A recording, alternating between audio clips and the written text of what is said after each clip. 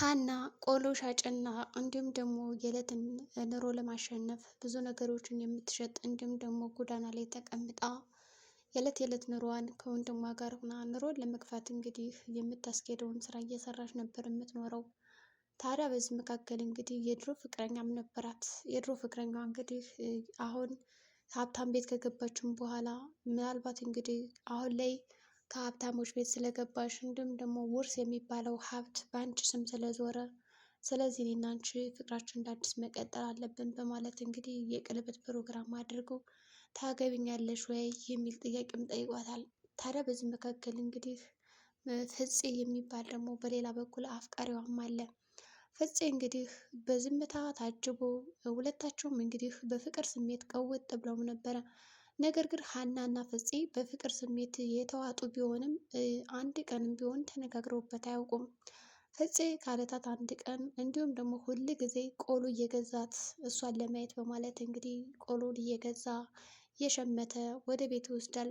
ግን ቆሎን የሚገዛው እሷን ፈልጎ እንጂ ቆሎ መብላት ፈልጎም አልነበረ። በእርግጥም ፍፄ ቆሎ የማይበላበት ትልቁ ምክንያት አለው፣ ጥርሱን ስለሚያመው ነው። ስለዚህ አለኝ ወይም ደግሞ ሀሳብ አለ ብሎ እንግዲህ ያሰበው ነገር የሀናን ፊት ለማየት ሁል ጊዜ ቆሎ እየገዛ ወደ ቤቱ ይመለሳል። ሀናም ታዲያ በምትሸጥለት ወረቀት ውስጥ እንግዲህ የጠቀለለች የዕለት ስሜቷን እንዲሁም ደግሞ አንድ ቀን ሆነ መቶ እንዲያናገረኝ የፍቅር ጥያቄውን ጠይቆኝም በፍቅር አንድ ላይ እንደምንኖር አርጋ እንዲሁም ደግሞ አንድ ላይ እንደሚኖሩ አድርጋ እያሰበችም እና እያለመችም ነበረ።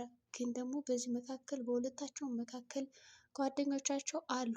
እናም እንግዲህ ጓደኞቻቸው በጣም አንድ ላይ እንዲሆኑ ይፈልጋሉ። ነገር ግን በመካከላቸው አለመግባባት ይፈጠራል። ይህም እንግዲህ አለመግባባት የተፈጠረው የሀና የድሮ ፍቅረኛ የሆነው እንግዲህ ጎዳና ላይ በሌሊት ተንበርክኮ ቀለበት ሲያስርላት እንግዲህ ፍፄ አይቶትም ነበረ። በእርግጥም እሷን ሀናን ወደ ክፍሉ ሲገባ ከስራም ከምንም ነገር ተጓሎ ይስላታል ማለት ነው። ይስላታል። ስዕሉን ብቻ ነው የሚያየው፣ እሷን ብቻ ነው የሚመለከተው።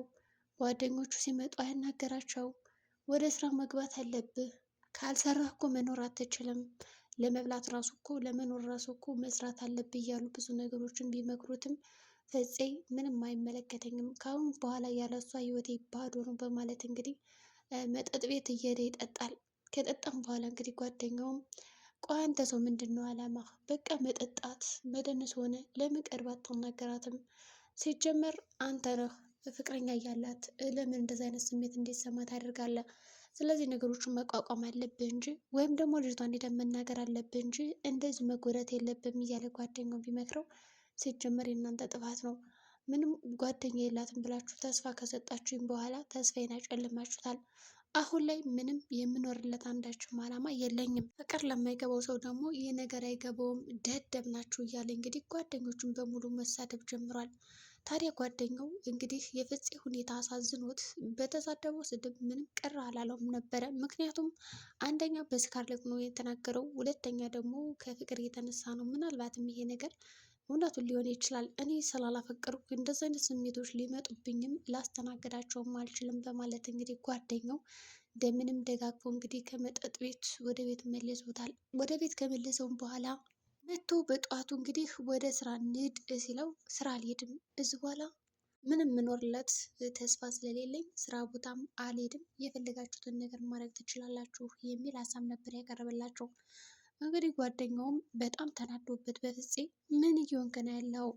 በቃ እሷ የራሷን ህይወት ጀምራለች በማለት እንግዲህ ይነግረዋል። ታዲያ ጓደኛው ይህንን ነገር የነገረው በእርግጥም ሀና የራሷን ህይወት ጀምራ ሳይሆን በተሳሳተ እንዲሁም ደግሞ አገባሻለሁ ብሎ ቀለበት ልኮላ ስለነበረ በዛ ምክንያት እውነትም ቀለበቱን ተቀብለው ከሆነ እዚህ በኋላ ምንም አይነት ተስፋ የለኝም ብሎ ስለሚያምን ነው። በሌላ በኩል እንግዲህ ጓደኛው ተስፋ የሚባለው በእርግጠኝነት ሀና ፍቅረኛ የላትም። በእርግጥም የሆነ ፍቅረኛ ነበራት፣ ግን ያንን አትፈልገውም። ያ በጣም አስመሳይና ውሸታም ስለሆነ አሁን ላይ የምትወደው በእርግጠኝነት በዝምታ ውስጥ ሆና ፍፄን ነው በማለት እንግዲህ ሁለቱ ጓደኛሞች መመካከር ጀምረዋል። ከተመካከሩም በኋላ ታዲያ ለምን እነዚህን ሁለት ሰዎች ሄደን አናናገራቸውም እንዲሁም ደግሞ ሀሳባቸውን ስለምን አንሰማም የሚል አመለካከት ላላቸው እንግዲህ ቀርበው እንዲያወሩ ለማድረግ ገፋፍቷቸዋል። ነገር ግን ሀናም ጓደኛዋ ስትደውልላት ደህና ነኝ ከማለት ውጭ ሌላ የምትሰጣት ሀሳብ አልነበረም።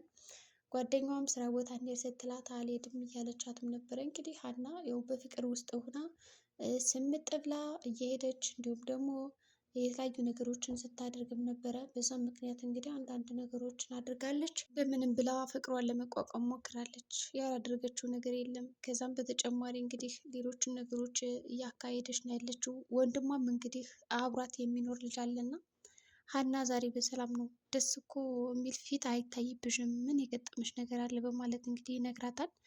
እሷ በጣም ደህና እንደሆነች እና ጥሩ ስሜት ላይ እንዳልሆነች እንዲሁም ደግሞ ስታለቅስ እንደነበረ ነግረዋለች። ከዛ ስታለቅስ እንደነበረ ከነገራትም በኋላ እንግዲህ ሌሎች ነገሮችን በማድረግ የሚከተለውን ነገር አድርጋለች ማለት ይቻላል። እንደምንም አድርጋ እንግዲህ ነገሮችን ካቻቻለች እንዲሁም ደግሞ ካቋቋመችም በኋላ በጧቱ ወደ ስራ ቦታዋን ሄደች። ወደ ስራ ቦታዋ ከሄደችም በኋላ እንግዲህ የተለያዩ ነገሮችን ለማድረግ ሞክራለች። እናም እንግዲህ ጓደኛው የፍፄ ይችን ሀና የምትባል ማናገር አለብኝ፣ ምክንያቱም አሁን ላይ ምግብም እየበላም አይደለም፣ ስራም እየሰራም አይደለም፣ ስለዚህ ማናገር አለብኝ በማለት እንግዲህ ወደ ሀና ይመጣሉ ማለት ነው። እንግዲህ ከመጡም በኋላ እንግዲህ ምንድን ነው ያደረጉት እነሱ ችግር የለውም በማለት ሀና ይኸውልሽ ይሄ ልጅ በአንቺ ፍቅር የተነሳ የሚያደርገውን ነገር አያውቅም እና ምን እናድርግ የሚል እንግዲህ ነገር አድርጓል ማለት ነው። ከዛም እንግዲህ እንዴት አልገባኝም፣ እኔ እኮ እወደዋለሁ የሚል ስሜት ከእሷም አንደበት መጣ። ምክንያቱም ጓደኞቻቸው የአንድ ሰው ፍቅር ብቻ ነው ብለው ነበር የሚያስቡት። ከዛ ግን የሀና ስሜት ራሱ ለፍቅር እንደሆነ እሱን በድብቅ እንደምትወደው እንዲሁም ደግሞ በተስፋ እንደምትጠብቀው አንድ ቀን ያናገረኛል ብላ እንግዲህ ብዙ ነገሮች እንደምታደርግለት ትጠብቅ ነበረ። ከዛም እንግዲህ ወረቀቱን አምጠው ያው ብላ ለጓደኞቹ ታሳያቸዋለች ማለት ነው። ምክንያቱም እኔ ቀን በቀን ፍቅሬን እጽፍለታለሁ፣ ምናልባት አንድ ቀን ገልጦ ቢያዩ ይሄን ደብዳቤ ብዬ ነበር የምጽፈው፣ እሱ ግን አንድም ቀን አላይም፣ እናም በተስፋ እየጠበኩን ነበር እንደሚያናገር ትላቸዋለች። ጓደኞቹ በጣም ይደሰታሉ። ፍፄም እንግዲህ ተስፋ ቆርጦ ስለነበረ ራሴን አንቄ እሰቅላለሁ በማለት እንግዲህ ገመድ ይዞ ወደ ውጭ ወጣና ለመታነቅ ይሞክራል። ታዲያ በዚህ መካከል ጎረቤት ታይና በጩኸት ተቀልጠዋለች። ወዲያውኑ ሁላቸውም እንግዲህ ተሯሩጠው ወደ ፍፄ ከመጡ በኋላ ምንድን ነው እዚህ በኋላ ውሸታም ነሽ፣ አንቺም ልጠጋሽ አልፈልግም በማለት ይጮህባታል። እሷም እንግዲህ ተረጋጋ ፍፄ፣ እኔ እወድሃለሁ ስትለው አላመናትም ነበረ። ምክንያቱም በቃ ቀለበት ሊያስርላት እንደነበር አይታለች፣ ግን ያንን አልፈልግም ብላ እንደመለሰችውም ደግሞ እስከ መጨረሻው ስላልተከታተለ የተሳሳተ አመለካከት ነበር የያዘው። እናም እንግዲህ ወረቀቱ እና እየው ብላ ማስረጃ ስታሳየው በጣም ያለቅሳል። ምክንያቱም የጣፈለችለት እያንዳንዱ የፍቅር ቃላቶች እሱን ምናልባት አንድ ቀን ቆሎ ገልጦ ሲያዩ ያየኛል በሚል ነበረ፣ ግን እሱ አላየውም። በዚህ ምክንያት ከሞት ልታተርፈው ችላለች ማለት ነው። እንግዲህ ሀና አሁን ፍፄና ሀና ፍቅረኛሞች ሆነዋል ማለት ይቻላል። መጨረሻም ጓደኞቻቸው ተደስተዋል። ቀጣዩን በቀጣይ ክፍል የምናየው ይሆናል። መልካም ጊዜ ይሆንላችሁ።